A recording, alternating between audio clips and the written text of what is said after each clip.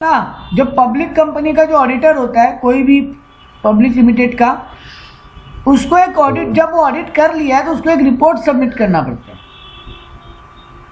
Under section 143। तो देखो यहाँ पे बोला है statutory audit of a public company implies the audit of transaction of the company which are subject matter of report. तो जो वो ऑडिट में चीजों को, ट्रांजेक्शन को फाइंड आउट किया है और उसको रिपोर्ट में लिखना है एज पर सेक्शन 143, उसको सर्टिफाई करना पड़ेगा कि वो चीजें कंपनी में करेक्ट है कि नहीं। तो इस रिपोर्ट में वो सब कुछ लिख कर देगा। ठीक है, ठीक है। तो जैसे यहाँ पे देखो बोला एग्जाम, कंपनी का इंटरनल चेकिंग किया है कि वो इंटरनल कंट्रोल अच्छा है कि कमजोर है। कंपनी के अंदर में जो काम होता है उसमें खुद ये लोग ठीक से चेकिंग कर रहा है कि इंटरनल कंट्रोल बहुत ही बर्बाद है, जिसका जो मर्जी है वो कर ले रहा है, कोई उसको पूछने वाला नहीं, कोई टोकने वाला नहीं, कोई उस पर नजर रखने वाला नहीं है। तो भैया यहाँ पे गड़बड़ है तो ये रिपोर्ट करना। Company as per memorandum, article, prospectus, जो भी बातें उनमें लिखी गई थी उन सब नियम को फॉलो किया है कि नहीं शेयर इशू करते वक्त। कंपनी जो ऑडिट इशू ऑफ शेयर का ऑडिट करवाया है कि नहीं। जब कंपनी शेयर लॉन्च किया है मार्केट में तो उसका इशू ऑफ शेयर का पहले एक ऑडिट होता है कि ठीक से शेयर लॉन्च हुआ कि नहीं, वो कराया है कि नहीं। वाउज द पेमेंट ऑफ अंडरराइटर को कमीशन देना होता है ना, शेयर्स पे 5% और डिवेंचर पे 2.5%, तो वो ठीक से दिया है कि नहीं, ज्यादा तो नहीं दे दिया ब्रोकर लोग को। जो ब्रोकरेज को इशू ऑफ शेयर के लिए पेमेंट दिया गया है, उससे जो पैसा आया है, उससे कौन कौन सा एप्लीकेशन आया है, वो सबको ठीक से चेकिंग हुआ है कि नहीं। कंपनी स्टार्ट करने के लिए जो प्रिलिमिनरी खर्चा होता है, कंपनी स्टार्ट करने का जो एक्सपेंडिचर होता है, वो प्रॉपर्ली पेमेंट हुआ है कि नहीं एज पर आर्टिकल्स कंपनी के।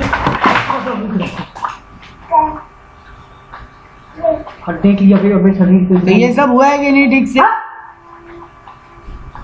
और भी अदर जो भी रिसिप्ट एंड पेमेंट है कंपनी का शेयर से रिलेटेड, वो 7 डेज के अंदर सारा कंपनी उसको अकाउंटिंग में लिया है कि नहीं।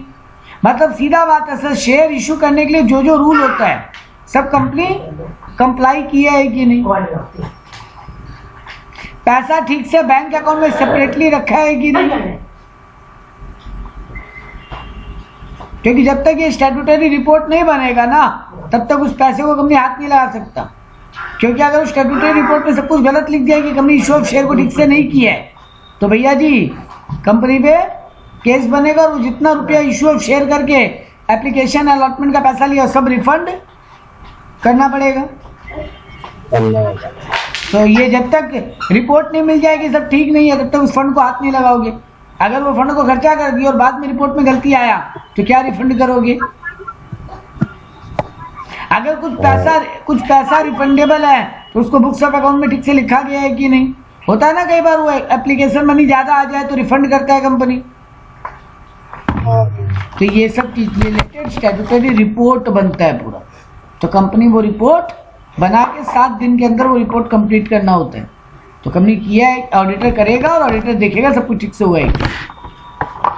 तो ये वो पार्ट था जो हम लोग को डिस्कस करना था, कर लिया। अब आ जाइए सर चैप्टर के ऊपर। यहाँ पे बोला audit and auditors as per companies act 2013। Sir companies act 2013 है ना, वो आपको बोलता है कुछ इंपॉर्टेंट बातें कि आपको एज एन ऑडिटर कैसे एक कंपनी में ऑडिटर चूज होगा, कैसे ऑडिटर अपॉइंटमेंट होगा, कितना साल तक तुम एक कंपनी का ऑडिटर बन के रह सकते हो। ये सब बातें तुमको कंपनीज एक्ट में लिखा हुआ है। रूल ऑडिटर का अपॉइंटमेंट, उसका चेंज होना, रिटायर होना, नया ऑडिटर अपॉइंट होना, ऑडिटर का सैलरी फिक्सेशन यानी रेम्यूनरेशन बोलो, सैलरी मत बोलो सर। ऑडिटर आपका एम्प्लॉय नहीं है जिसको आप सैलरी दोगे। तो उसका फीस देते हैं ना, फीस रेम्यूनरेशन, वो सब कैसे डिसाइड होगा। गवर्नमेंट कंपनी में ऑडिटर कैसे अपॉइंट होगा, नॉर्मल कंपनी में ऑडिटर कैसे अपॉइंट होगा, कंपनी का पहला ऑडिटर कैसे डिसाइड होगा और बाद के ऑडिटर कैसे डिसाइड होंगे। ये सब रूल रेगुलेशन कंपनीज एक्ट में लिखा हुआ है।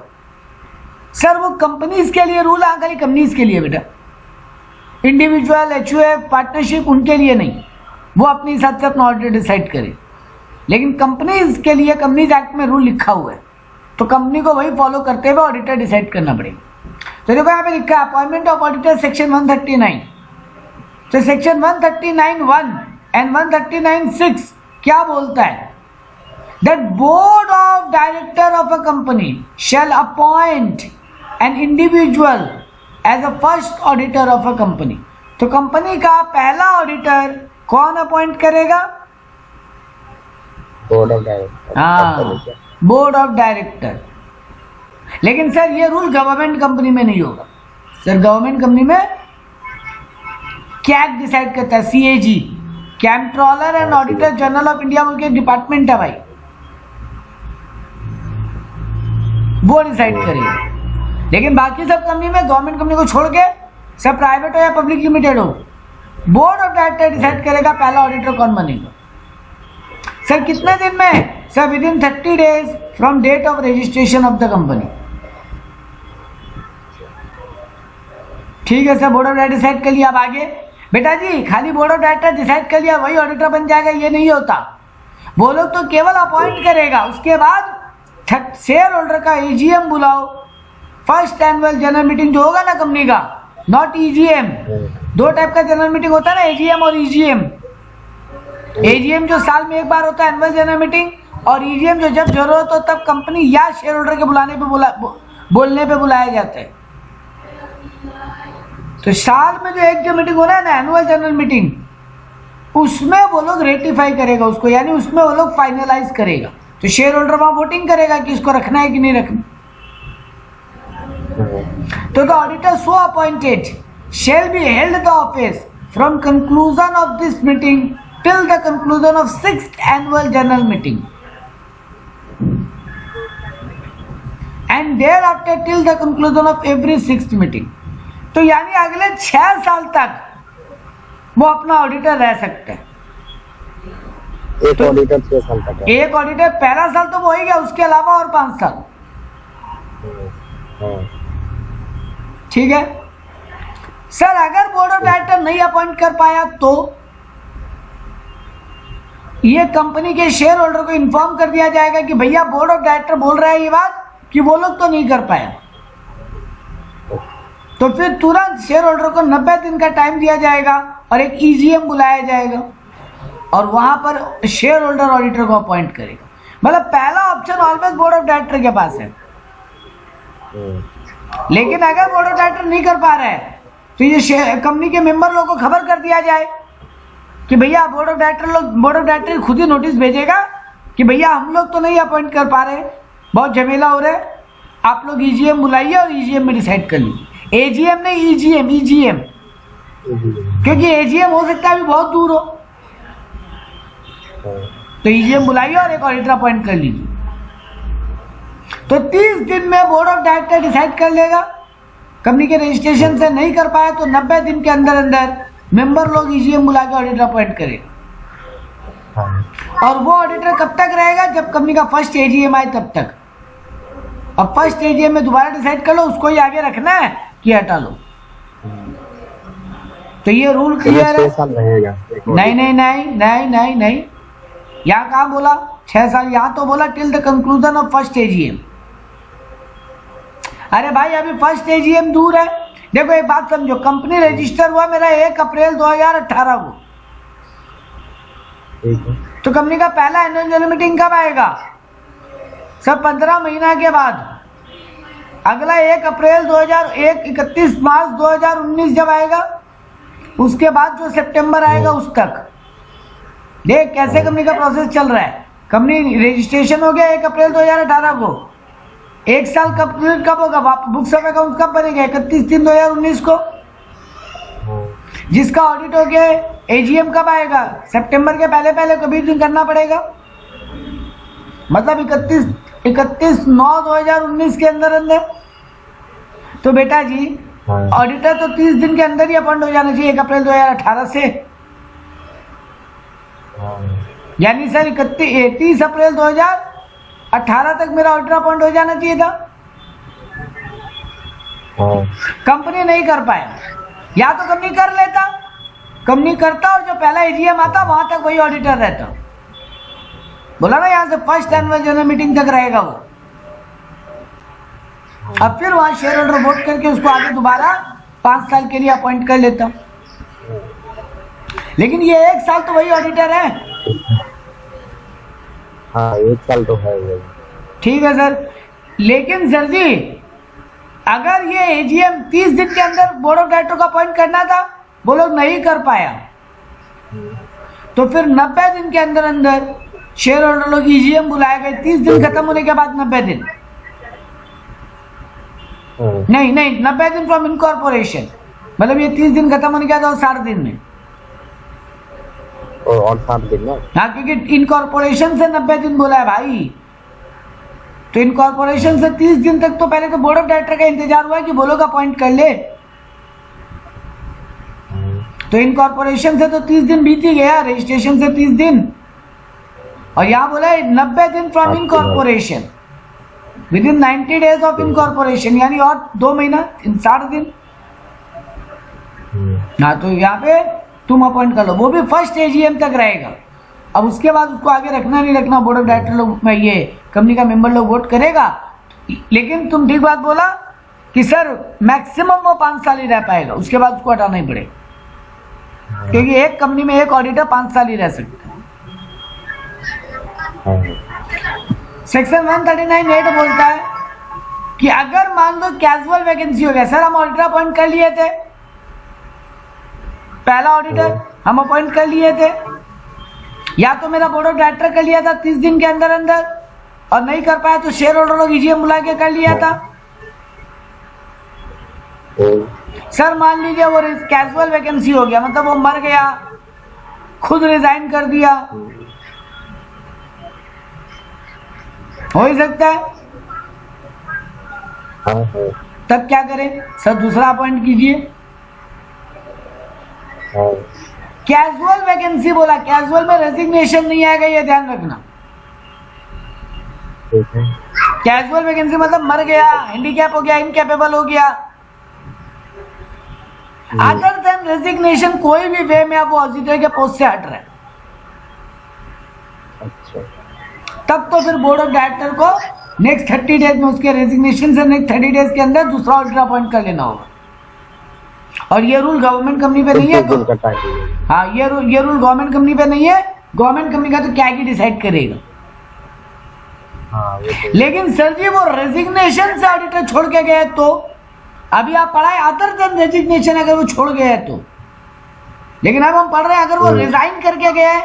भैया ऑडिटर जनरली रिजाइन ना ऐसे ही नहीं करता, उसको कंपनी में कुछ या तो गड़बड़ लगा है या बोर्ड ऑफ डायरेक्टर उसको ठीक से काम नहीं करने दे रहा, तो फिर दोबारा बोर्ड ऑफ डायरेक्टर को मौका नहीं दे सकते ना नया अपॉइंट कर लेने का। ठीक है, तो सर बोर्ड ऑफ डायरेक्टर दूसरा ऑडिटर चूज कर ले, लेकिन शेयर होल्डर का एजीएम या ईजीएम बुलाएगा 3 महीने के अंदर अंदर, और वहां से अप्रूवल लेना पड़ेगा कि हम लोग जो नया वाला चूज किया उसको रख लेंगे, और उस एजीएम में वो पुराना वाला ऑडिटर क्यों छोड़ा इसका पूरा डिटेल देना पड़ेगा। तो ऑडिटर देगा या बोर्ड ऑफ डायरेक्टर देगा? नहीं, board of director auditor board of director को एक लेटर देके जाएगा, या वो खुद आके उस मीटिंग में वो बात बोलेगा, जो भी हो सकता है। तो जो भी है ठीक है, अब वो भी नेक्स्ट एजीएम तक रहेगा, उसके बाद फिर डिसाइड होगा उसको आगे रखना है कि। ठीक है सर, जो मेरा ऑडिटर रिटायर हो गया उसको दोबारा रीअपॉइंट कर सकते हैं? बिल्कुल कर सकते हैं। हम बोला ना 5 साल तक तो रख ही सकते हैं, पहला साल खत्म।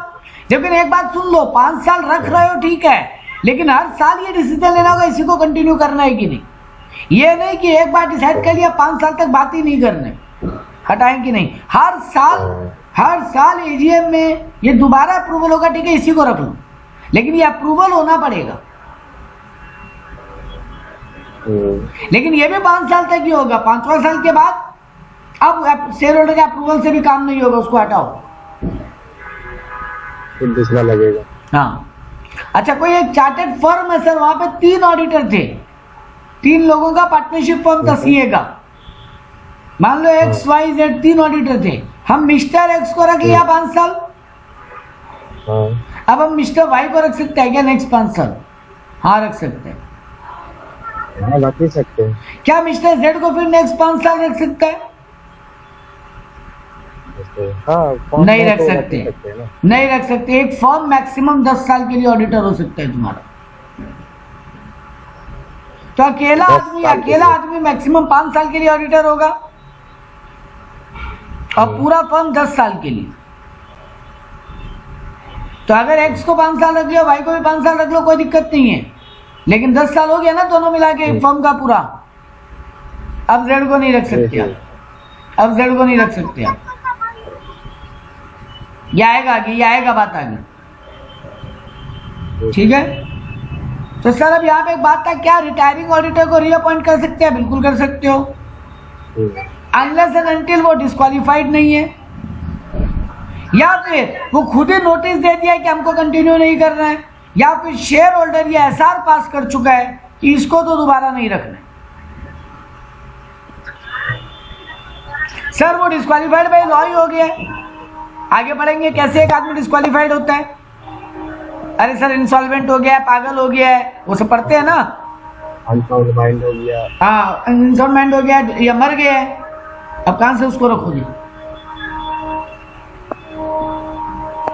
जो भी है, या तो वो डिस्क्वालिफाइड हो गया या वो खुद ही नोटिस दे दिया कि हमको आगे कंटिन्यू नहीं करना, तो ऑब्वियस बात उसको रीअपॉइंट कैसे करोगे? या फिर शेयर होल्डर इस बात का एसआर पास कर दिया कि इसको तो अपॉइंट नहीं करना, तो ऑब्वियस बात है सर शेयर होल्डर मना कर दिया तो हटाइए उसको। अच्छा सर आप एक बात बताए कि बोर्ड ऑफ डायरेक्टर डिसाइड करेगा और फिर शेयर होल्डर उसको एजीएम में अप्रूव करेगा। नॉर्मली हर जगह यही दिख रहा है। सर बोर्ड ऑफ डायरेक्टर एक आदमी को डिसाइड किया, मान लो नीरज जैन को डिसाइड किया ऑडिटर बनाएगा अपना, लेकिन शेयर होल्डर का जब मीटिंग आया उसमें डिसीजन पास नहीं हो पाया कि उसको बनाना है कि नहीं बनाना है, तब फिर उसको हटना पड़ेगा, ठीक है। तो पहला है बोर्ड ऑफ डायरेक्टर का है, बोर्ड ऑफ डायरेक्टर तो डिसाइड करता है इसको रख लेते हैं, शेयर होल्डर का तो अप्रूवल लगेगा ना, ठीक है। अब एक बड़ा मजेदार केस देखो, मान लो नीरज जैन इस फर्म का पहले से ऑडिटर है और नीरज जैन को दोबारा अपॉइंट करने के लिए बोर्ड डिसाइड किया अगले साल के लिए भी। अभी 5 साल पूरा नहीं हुआ, मान लो 3 साल बीता है अभी या 2 साल बीता है अभी, तो अगला साल के लिए हम अपॉइंट हो सकते हैं दोबारा। बट शेयर होल्डर से उसको अप्रूवल तो लेना पड़ेगा ना कि इसको रखना है कि नहीं दोबारा। ठीक है सर, लेने गए अप्रूवल, वो कोई कारण से या तो एजीएम नहीं हो पाया या एजीएम में डिसाइड नहीं हो पाया इसको रखना है कि हटाना है, अब क्या होगा? ये तो रहेगा जब तक मीटिंग नहीं होगी। वेरी गुड, यही बात बोलना था। जब तक वो एजीएम में ये डिसीजन दोबारा एजीएम कॉल करके नहीं डिसाइड हो तो existing auditor will continue the auditor of the company. ठीक है सर।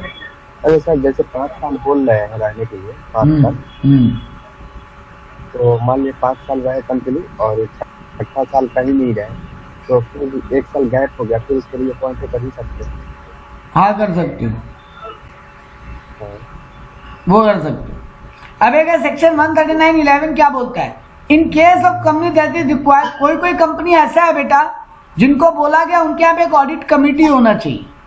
अभी ऑडिट कमेटी मतलब कोई सीए का ऑडिट कमेटी, ऑडिटर का ऑडिट कमेटी नहीं बोल रहे हैं। Audit committee board of director का ही होता है।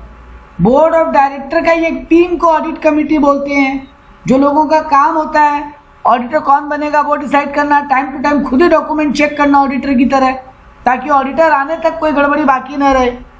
एक ऑडिट कमेटी बोल के टीम होता है डायरेक्टर का ही, जिनका काम होता है ऑडिटर की तरह, इंटरनल ऑडिटर की तरह काम करना और फिर ऑडिटर को अपॉइंट करना, ये सब करना भी। ठीक है, तो यही बात सेक्शन 139(11) बोलता है कि अगर कोई कंपनी है जिसमें रिक्वायर्ड है कि वहां पे एक ऑडिट कमेटी होना पड़ेगा, in case where such committee is not required to be constituted, तब तो बोर्ड ऑफ डायरेक्टर डिसाइड कर ले रहा था। लेकिन अगर ऑडिट कमेटी तुम्हारे यहाँ होना पड़ेगा तो तुम्हारा ऑडिट कमेटी ही डिसाइड करेगा कि कौन ऑडिटर बनेगा और कौन नहीं। तो जो ये रिकमेंडेशन बाय बोर्ड है ना, ये ऑलवेज ऑडिट कमेटी करेगा। तो कंपनी के बोर्ड ऑफ डायरेक्टर को ऑडिट कमेटी से पहले कंसल्ट कर लेना पड़ेगा ऑडिटर अपॉइंट करने के पहले कि इसको लेने जा रहे, इसको ले सकते हैं। ठीक है।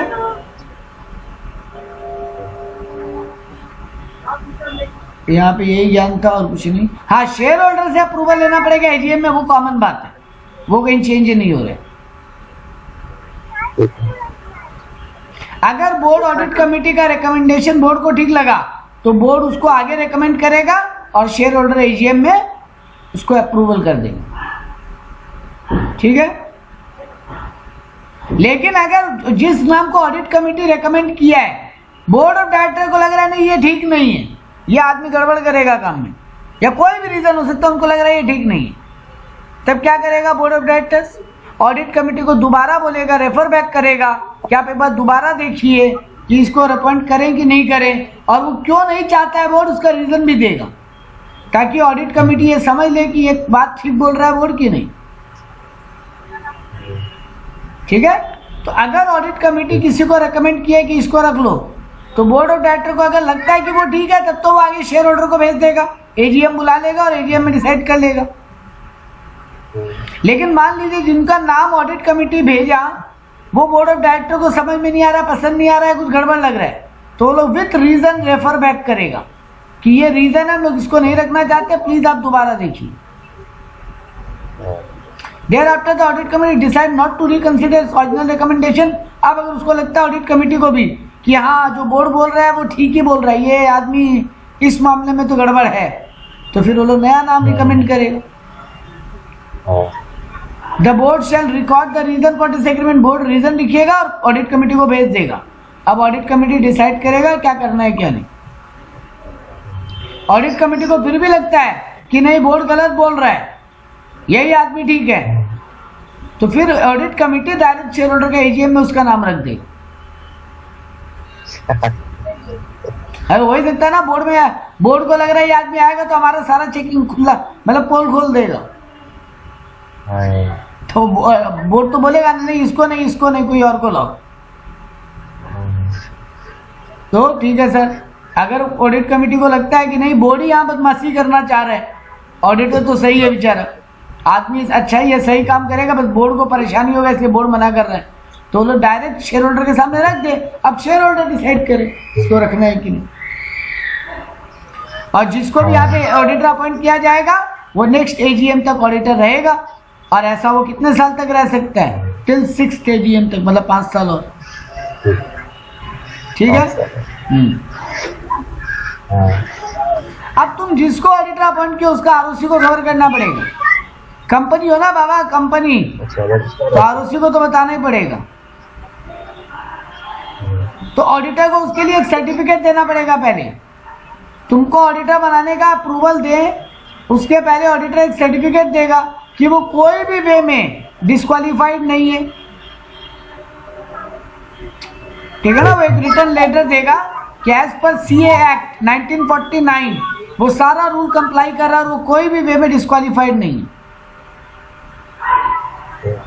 कंपनीज एक्ट के हिसाब से सब कुछ सही है, कोई भी रूल वो तोड़ा नहीं है। एक ऑडिटर मैक्सिमम ऑडिट ले सकता है 20 टैक्स ऑडिट, तो वो लिमिट क्रॉस नहीं कर रहा है। जो भी उसके ऊपर लिमिट, आगे लिमिट पड़ेंगे, अलग अलग वे में अलग अलग लिमिट है। टैक्स ऑडिट का जैसे 20 का लिमिट होता है, और नॉर्मल जो स्टैट्यूटरी ऑडिट है उसका एक लिमिट अलग होता है। तो सर एक आदमी मैक्सिमम जो ऑडिट ले सकता है उस लिमिट के अंदर है कि नहीं, ये बात ऑडिटर लिख के देगा उस सर्टिफिकेट में। तो ऑडिटर लिख के देगा वो कोई भी वे में डिस्क्वालीफाइड नहीं है, न तो सीए एक्ट में न कंपनीज एक्ट में। और वो ऑडिट का जितने उसके बाद जितना मैक्सिमम ऑडिट होना चाहिए उसका लिमिट वो क्रॉस नहीं किया है, और उसके अगेंस्ट में कोई केस वेस नहीं चल रहा, कोई प्रोफेशनल मिसकंडक्ट का। हाँ, लिमिट मान लिया अगर क्रॉस कर दिया तो फिर अगर वो झूठ बोला है तो उसका बाद में ऑडिट हट जाएगा वहां से, ठीक है। ऐसे पर्सनली उसको कुछ नहीं होगा, नहीं पर्सनली कुछ नहीं। The certificate shall be indicate whether the auditor satisfy the criterias. Auditor सारा क्राइटेरिया फुलफिल कर रहा है कि नहीं, ये वो सर्टिफिकेट रेकमेंड करेगा। अब ये सर्टिफिकेट 15 दिन के अंदर एडीटी 1 में आरओसी, जिस दिन ऑडिटर के साथ तुम्हारा मीटिंग हुआ है, जिस दिन ऑडिटर अपॉइंट हुआ है, उसके 15 दिन के अंदर एडीटी 1 फाइल करके कंपनी आरओसी को जमा कर देगी, ठीक है। कंपनी का जिम्मेदारी होगा आरओसी को खबर करना कि साधु को अपना ऑडिटर रखे। तो ये तो था पहला ऑडिटर नॉर्मल कंपनी में। अब आता है पहला ऑडिटर गवर्नमेंट कंपनी में। तो first auditor shall be appointed by controller and auditor general of India C&AG within 60 days from date of incorporation. अगर कैग फेल हुआ तो board of director in next 30 days, और अगर बोर्ड भी फेल हो गया तो shareholder in next 60 days. EGM बुलाएगा और EGM में अपॉइंट कर लेगा। तो देखो पहला पावर दिया गवर्नमेंट कंपनी में कैग को, कैग नहीं कर पाया तो बोर्ड ऑफ डायरेक्टर को, कैग को 60 दिन, बोर्ड ऑफ डायरेक्टर को नेक्स्ट 30 डेज, और वो लोग भी नहीं कर पाया तो with in next 60 days member लोग यानी शेयर होल्डर लोग खुद अपॉइंट करें। तो ये तो था फर्स्ट ऑडिटर का काम। सब्सिक्वेंट ऑडिटर गवर्नमेंट कंपनी में कैसे अपॉइंट होगा, मतलब उसके बाद वाले ऑडिटर, तो वो भी कैग ही अपॉइंट करेगा within 180 days from commencement of financial year. हर साल जब ईयर चालू होगा उसके 180 दिन के अंदर अंदर नया ऑडिटर अपॉइंट कर लेगा। हर साल अगर चेंज कर, जिस साल चेंज करना है कैग को, ठीक है। In the case of company whose accounts are subject to audit by auditor appoint by CAG, जहां पर कैग ऑडिटर को अपॉइंट कर रहा है, अगर वो कैजुअल वैकेंसी हो जाता है, मतलब अदर देन रेजिग्नेशन और कोई रीजन से ऑडिटर अगर छूट जा रहे हैं, हट जा रहे हैं, तो फिर दोबारा कैग ही अपॉइंट करेगा नेक्स्ट 30 डेज, और कैग नहीं कर पाए तो बोर्ड करेगा नेक्स्ट 30 डेज में। ठीक है। और अगर कंपनी में कोई ऑडिट कमेटी है तो ऑडिट कमेटी से डिसाइड बात करके अपॉइंट करना। अब आ जाओ eligibility and qualification of an auditor. Sir qualification दो ही है, एक तो वो सीए होना चाहिए या कोई सीए फर्म होना चाहिए जहां मेजोरिटी पार्टनर चार्टेड अकाउंटेंट है, या तो सीए इन प्रैक्टिस हो, सीए इन प्रैक्टिस होना चाहिए इंडिविजुअल अकेला, या फिर कोई सीए फर्म हो जिनके मेजोरिटी पार्टनर सीए।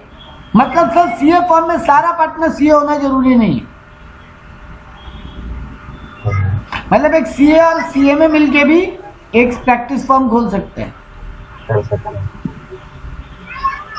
और अगर वो चार्टर्ड फर्म LLP है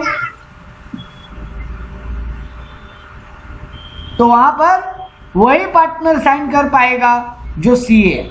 मतलब कई बार क्या होता है पार्टनरशिप फर्म में ना बहुत सारे पार्टनर है, उनमें कोई एक आध पार्टनर ऐसा है जो सीए नहीं है, कोई और डिग्री होगा उनके पास, CS है, LLB है, CMA है, लेकिन सर ऑडिट वाला पे फाइल पे साइन अल्टीमेटली कोई सीए ही करेगा, तो उस फर्म का जो सीए है साइन उसी का चाहिए।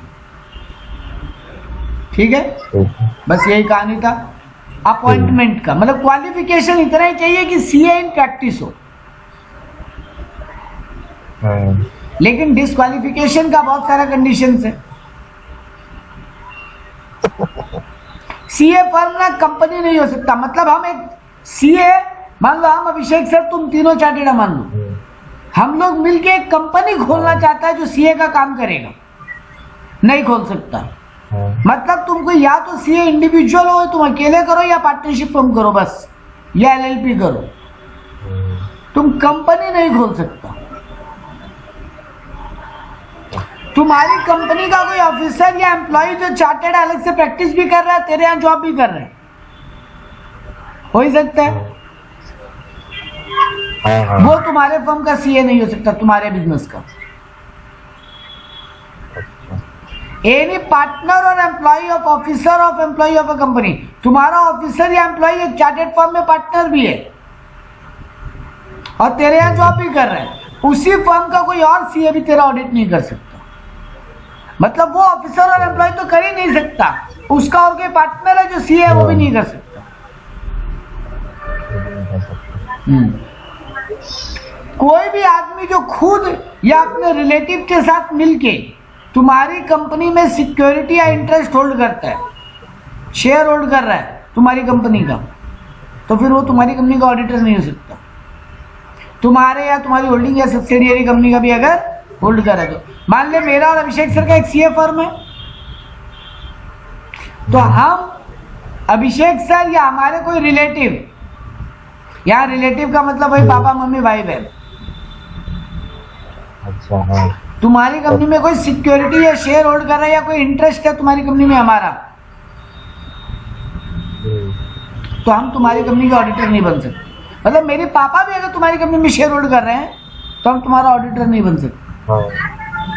ठीक है, हाँ।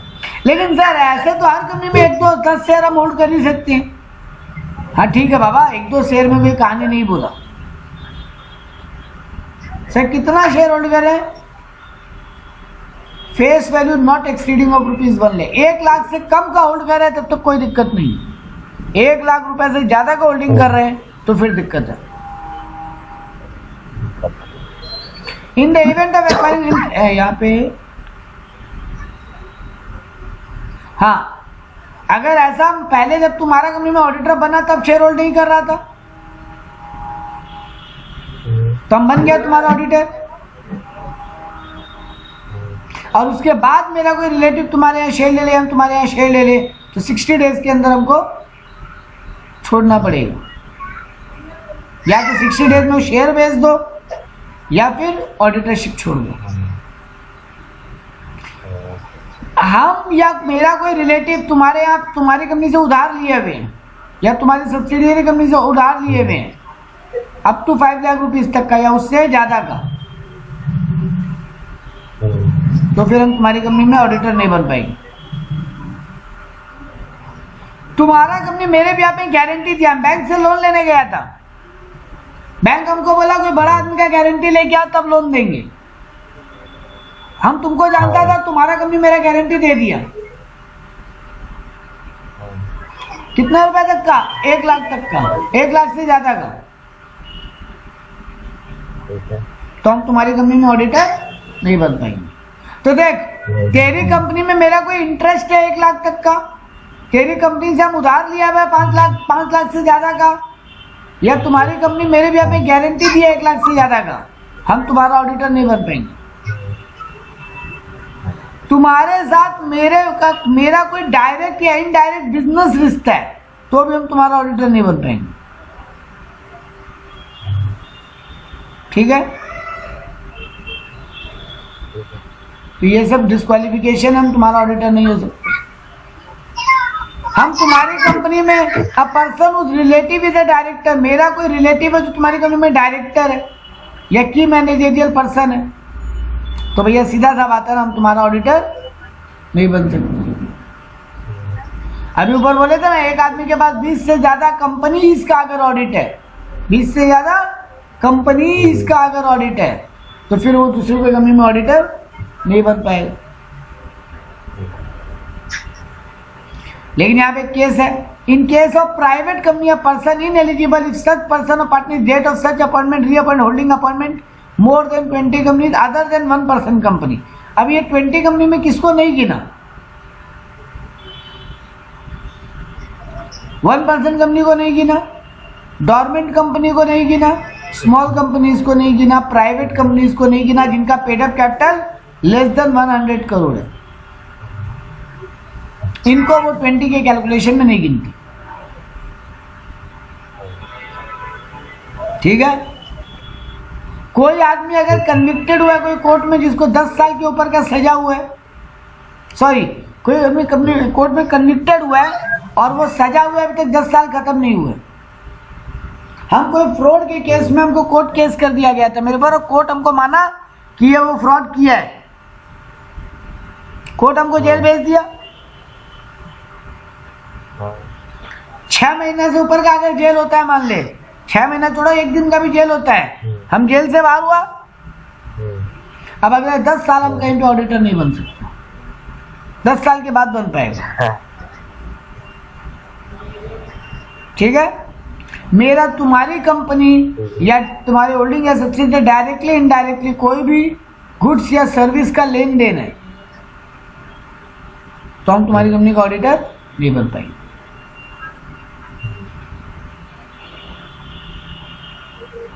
यहाँ पे इतने काम का बात है। हाँ, ये बात हम बोला था ना, एक आदमी कितने साल तक ऑडिटर बन पाएगा। हाँ तो देखो मैंडेटरी रोटेशन ऑफ ऑडिटर, तो बोला देखो यार company act 2013 introduce the system of rotation of auditor. तुमको ऑडिटर को रोटेट करना पड़ेगा।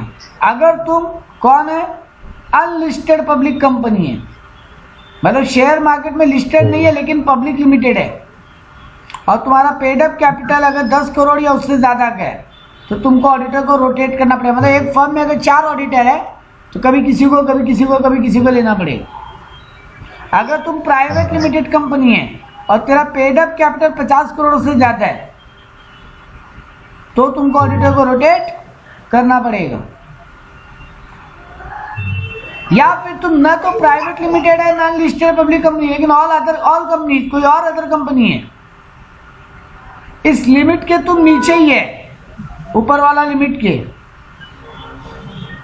लेकिन तुम्हारा पब्लिक से लोन या पब्लिक से लोन अगर 50 करोड़ से ऊपर गए तो भी तुमको ऑडिटर को रोटेट करना पड़ेगा। और ये रोटेशन का रूल ओपीसी और स्मॉल कंपनी पे नहीं है।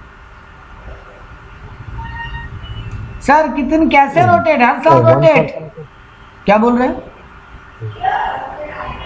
हम बोले सर 1% कंपनी को ऑडिट अपॉइंट करना पड़ेगा। बिल्कुल बिल्कुल बिल्कुल, मीटिंग ऑडिटर अपॉइंट करना पड़ेगा, ऑडिटर करना पड़ेगा, ऑडिटर करना पड़ेगा।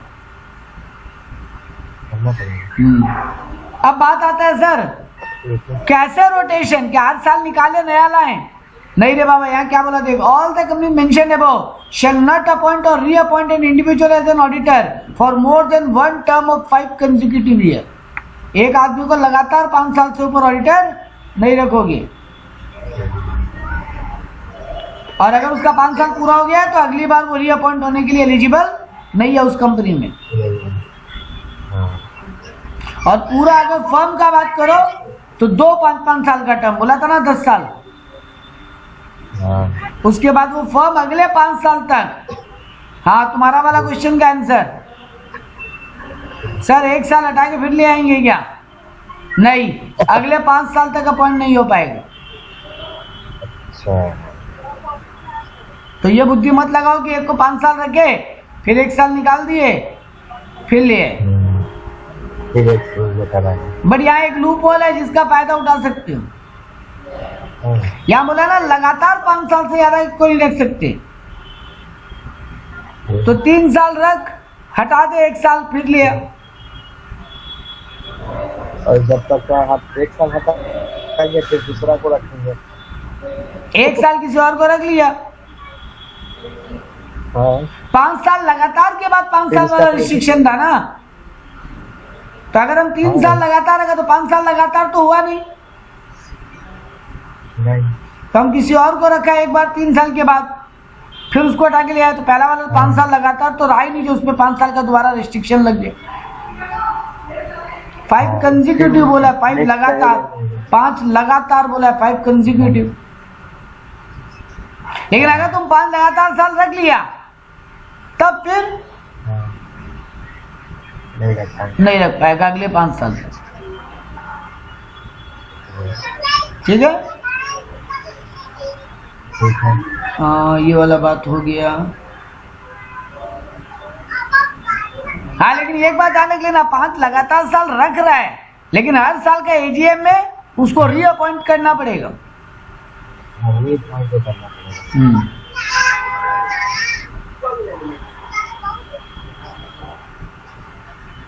तुमको the company subject provide the following by passing SR. ये रोटेशन कैसे होगा? एसआर पास करोगे, एक रेजोल्यूशन पास करोगे, ऑर्डिनरी रेजोल्यूशन पास करोगे, in the audit firm open by the auditing body shall rotate interval as may be resolve. वही ज्ञान दे दिया, ठीक है, रोटेशन करके ओआर पास करोगे, कुछ नहीं इसमें और ज्ञान काम का बात।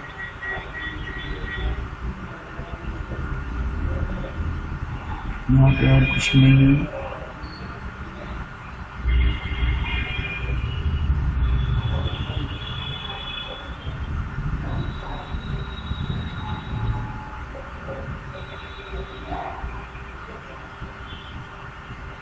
When a person company has appointed 2 or more person as a joint auditor, the company में follow the rotation of auditor in such a manner that both of the joint venture में केस में भी do not complete the term of same year.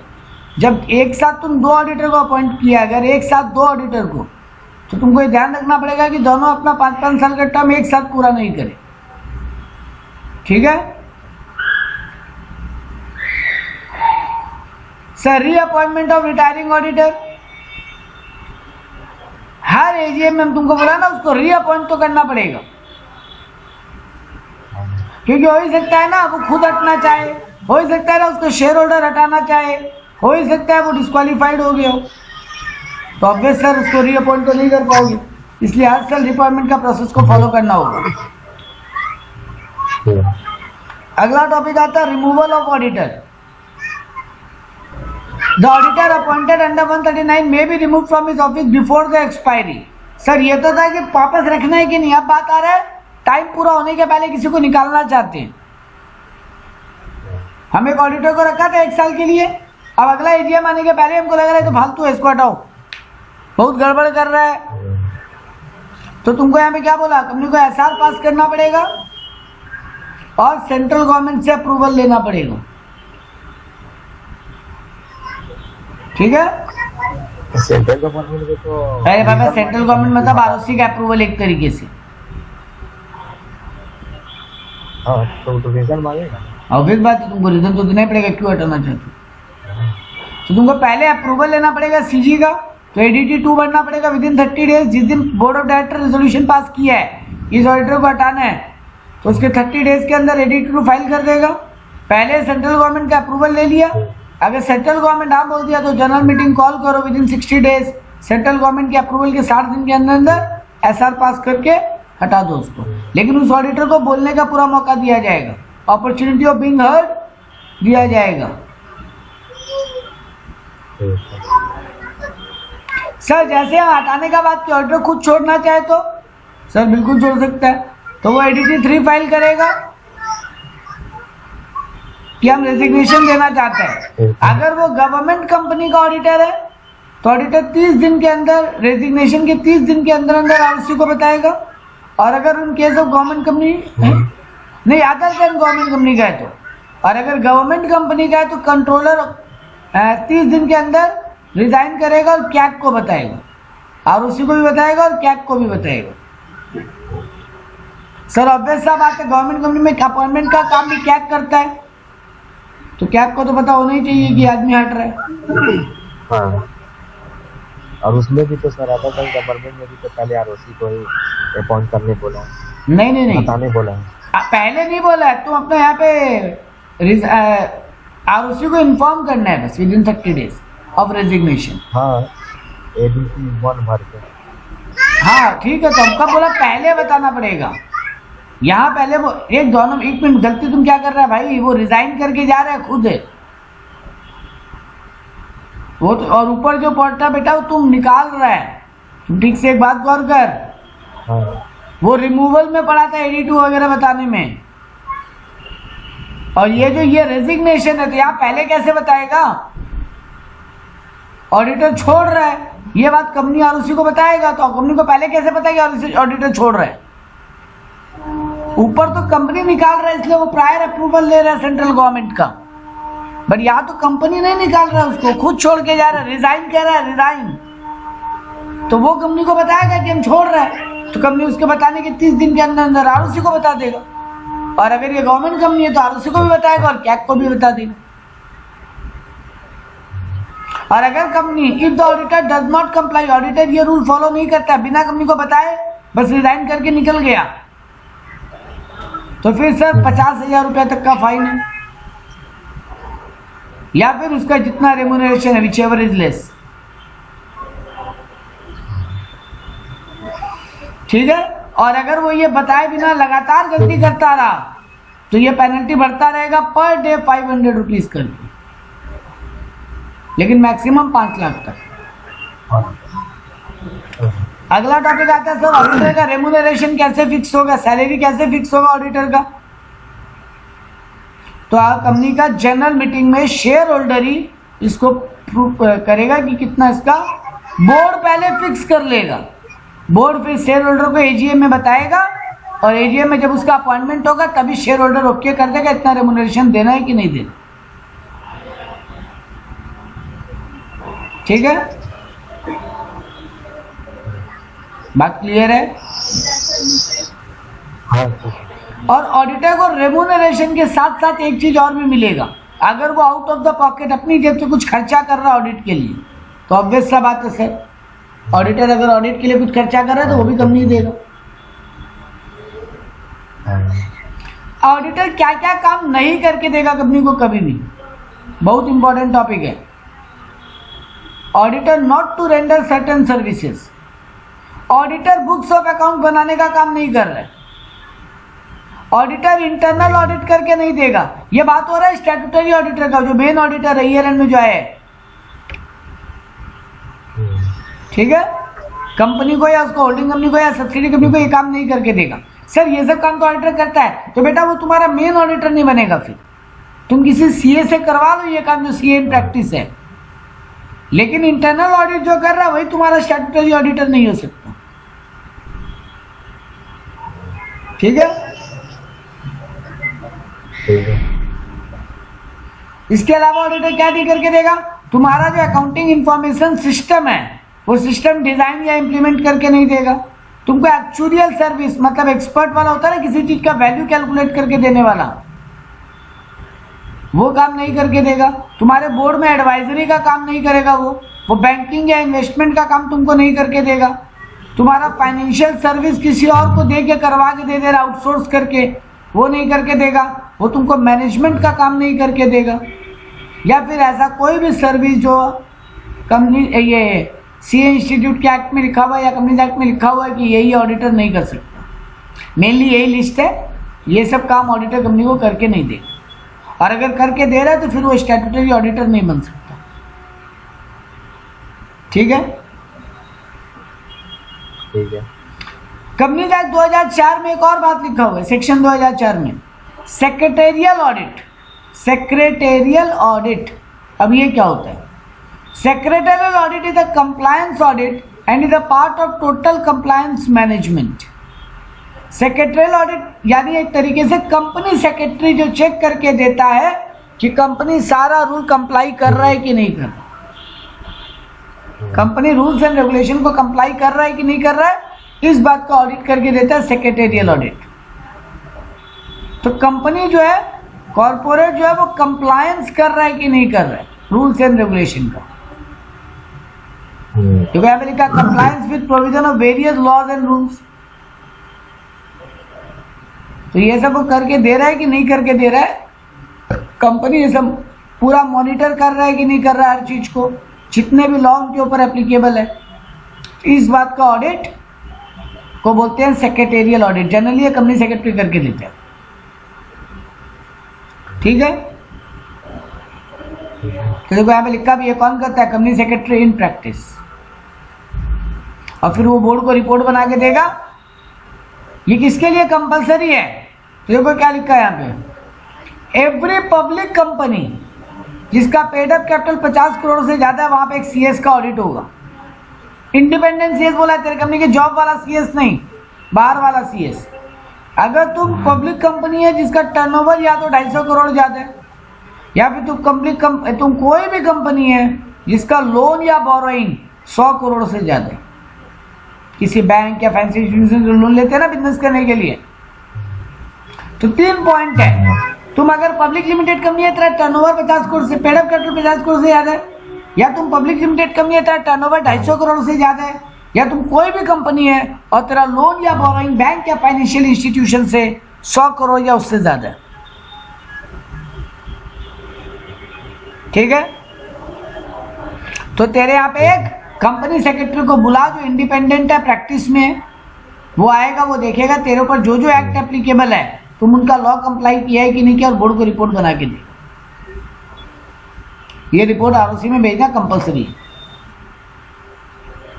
Sir paid up capital, turnover, borrowings, loan जो आप बोले, कौन सा date को देखेंगे? जो लेटेस्ट ऑडिटेड फाइनेंशियल स्टेटमेंट है उसके हिसाब से। तो तुम्हारा जो लास्ट ऑडिट हुआ है उस फाइनेंशियल स्टेटमेंट को देखो, और अगर ये 3 में से कोई भी अमाउंट और है देखो और, तो इन तीन में से कोई भी अमाउंट तुम क्रॉस कर रहे हैं तो तुमको एक सीएस को बुला के तुम्हारे यहाँ पे सारे रूल कंप्लाई हुए हैं कि नहीं किए हैं उसका ऑडिट करवाना पड़ेगा। इससे कंपनी में सिस्टमेटिक काम होगा, सारा चीज डिसिप्लिन में रहेगा और इफेक्टिवनेस और एफिशिएंसी बढ़ेगा, रिस्क कम होगा, कंपनी का कंट्रोल अच्छा रहेगा। इसका फायदा यही है। ठीक है। इसके अलावा देखो बोर्ड में एक बात लिखा है, एडिशनली फॉर लिस्टेड एंटिटीज, जो शेयर मार्केट में रजिस्टर्ड कंपनी है उनके लिए भी सेबी एक रूल लेकर आया। हर लिस्टेड कंपनी को या फिर कोई उसका सब्सिडियरी कंपनी है जो लिस्टेड नहीं है बट वो सब्सिडियरी किसका है, किसी लिस्टेड कंपनी का, तो उसको भी सेक्रेटेरिएट ऑडिट करवाना पड़ेगा कंपनी सेक्रेटरी से।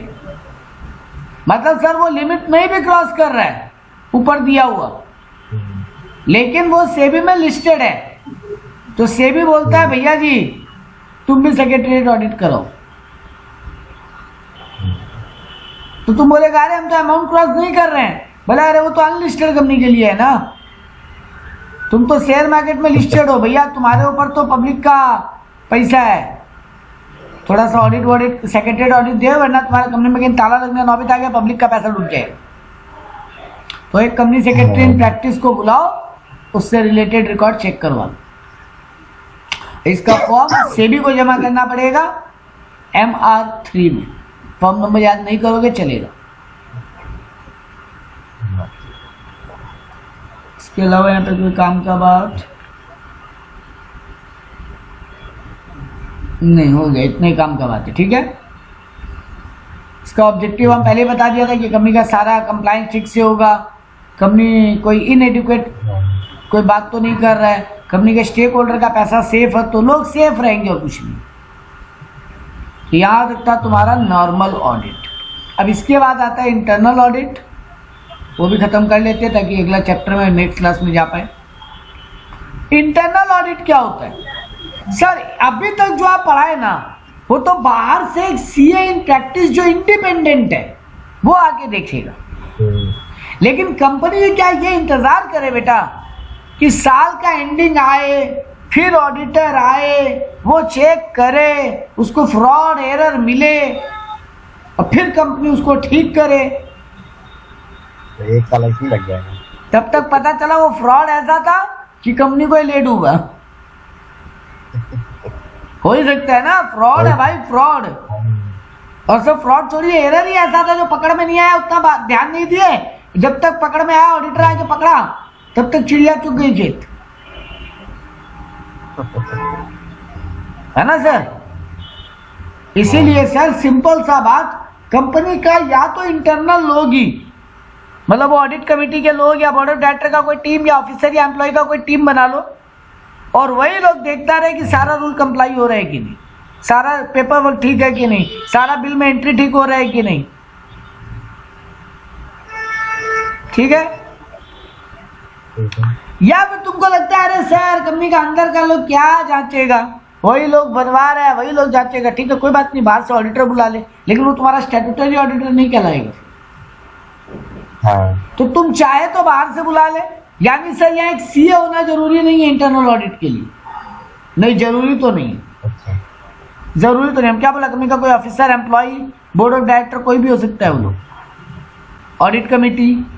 तो इसमें साइन नहीं लगेगा? साइन वही लोग कर देगा जो करेगा, कोई दिक्कत नहीं। मतलब एक नॉर्मल पर्सन कर सकता है? बिल्कुल इंटरनल ऑडिट, बिल्कुल। जैसे हम लोग हुए। हाँ बिल्कुल, तुम कंपनी में काम कर रहे हैं मान ले, अब तुम मान ले काम कर रहे हो कोई दूसरा डिपार्टमेंट में, अरे सर सेम डिपार्टमेंट का है और काम सेम ही डिपार्टमेंट थोड़ी चेक करेगा।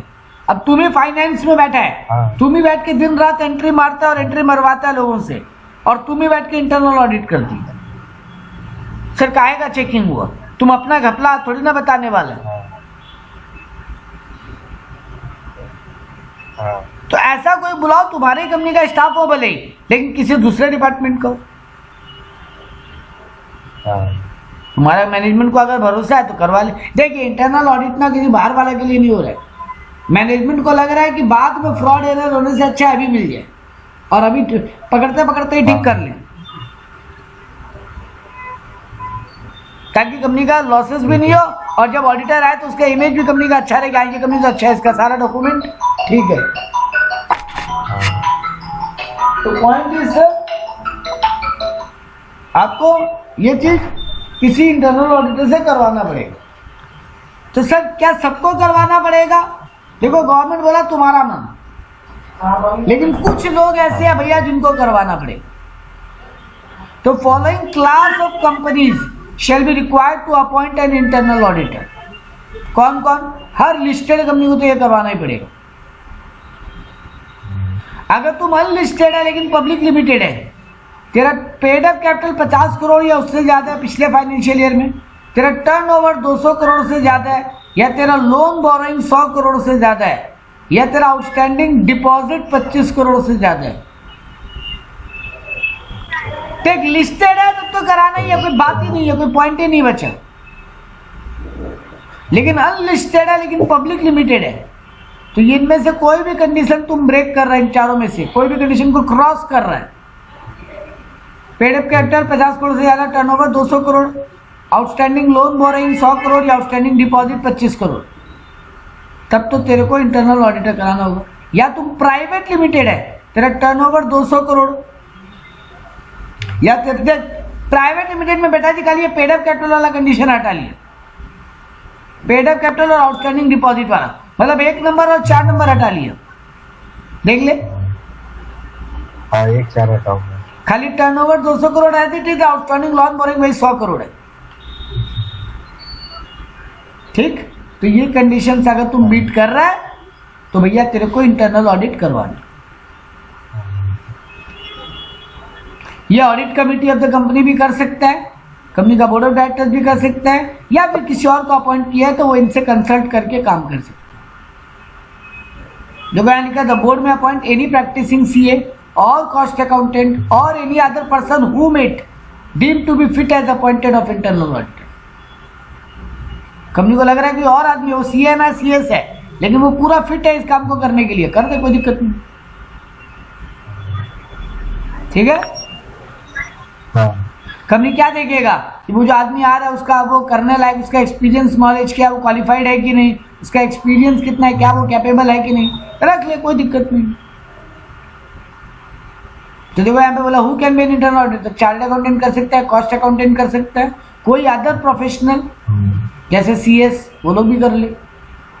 तो for this section chartered accountant means CA who is the member of institute chartered accountant, cost accountant means जो मेंबर है सीएमए इंस्टीट्यूट का, या कोई अदर प्रोफेशनल जो अपने इंस्टीट्यूट का मेंबर है। तो इनमें से कोई भी इंटरनल ऑडिटर, देखो जनरली कंपनी का अंदर का आदमी नहीं करते, बड़ी बड़ी कंपनियों में जो होता है ना, ये 200 करोड़ का टर्नओवर 100 करोड़ का लोन, इनमें कंपनी का इंटरनल नहीं होगा सर, बाहर का ही कोई होगा। हाँ, लेकिन ये कंपल्सरी नहीं किया कि वो चार्टेड ही होना पड़ेगा, वो सीएमए सीएस कोई भी हो सकता है, एलएलबी कोई भी हो सकता है, प्रोफेशनल डिग्री वाला कोई आदमी होना चाहिए बस। और सीए इन प्रैक्टिस भी होना जरूरी नहीं है, मेंबर बोला खाली, मतलब तेरे यहाँ पे एम्प्लॉई और सीए तो मेंबर तो है ही, प्रैक्टिसिंग मेंबर नहीं है, प्रैक्टिस का सर्टिफिकेट नहीं है उसके पास, कोई बात नहीं, इंटरनल ऑडिटर हो सकता है। लेकिन एक्सटर्नल ऑडिटर होने के लिए इंडिपेंडेंट भी होना पड़ेगा और प्रैक्टिसिंग का सर्टिफिकेट भी, सिर्फ सीए पास होने वाला नहीं चलेगा, सीए इन प्रैक्टिस होना चाहिए। तो यहाँ रोकेंगे, नेक्स्ट क्लास में हम लोग आएंगे, ऑडिट का प्रोग्राम, ये थोड़ा ज्ञानबाजी वाला पार्ट होगा, लेकिन अच्छा वाला पार्ट खत्म। इसके बाद तेरे यहाँ ये बचेगा, ये ऑडिट एंगेजमेंट वगैरह वाला कहानी, और उसके बाद आएगा ऑडिट का भी एंगेजमेंट हो रहा है। हाँ, वो जरूरी है ना, जब तक शादी वादी नहीं हो तब तक घर में दुल्हन लाना पॉसिबल नहीं, तो पहले एंगेजमेंट होगा तभी तो शादी होगा ना। अगला वाला पार्ट थोड़ा बोरिंग है, उसके बाद वाला पार्ट फिर बहुत मजेदार है कि क्या चीज का ऑडिट करते समय क्या चीज चेक करते हैं। बैंक का ऑडिट करने जाते हैं तो क्या क्या देखते हैं, स्कूल का ऑडिट करने जाते तो क्या क्या देखते हैं, डेटर को चेक करें तो डेटर में क्या क्या चीज देखना चाहिए, शेयर्स को चेक करें तो क्या क्या देखना चाहिए। ये मजेदार पार्ट है।